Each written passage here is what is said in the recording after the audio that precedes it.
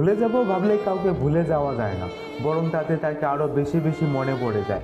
অন্ততপক্ষে প্র্যাকটিস করে কেউ আজ অবধি কাউকে ভুলে যাইতে পারেনি, কারণ প্র্যাকটিস করে ভোলা যায় না, প্র্যাকটিস করে মনে রাখা যেতে পারে।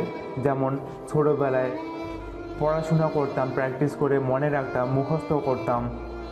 যদি তুমি কাউকে সত্যিকারে ভুলে যেতে চাও, তাহলে সবার আগে তোমাকে এটা মাথায় রাখতে হবে যে আমি তাকে ভুলতেও চাই না, আমি তাকে মনে রাখতেও চাই না। এবং এই ভুলতে না চাওয়া এবং মনে রাখতে না চাওয়ার মধ্য দিয়ে শুরু হবে তোমার তাকে ভুলে যাওয়ার শুরু।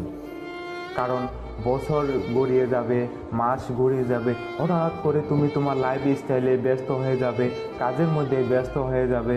সে সময় একদিন হঠাৎ করে তোমার তার কথা বা কারো কথা মাথায় আসবে, এবং এই হঠাৎ করে মাথায় যখনই আসবে তখনই তুমি বুঝে নেবে যে তুমি তাকে ভুলে গেছো। কেন?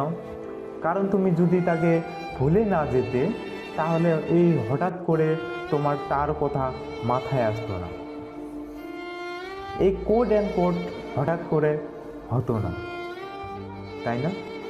তখনই তুমি সত্যিকারে তাকে ভুলে গেছো।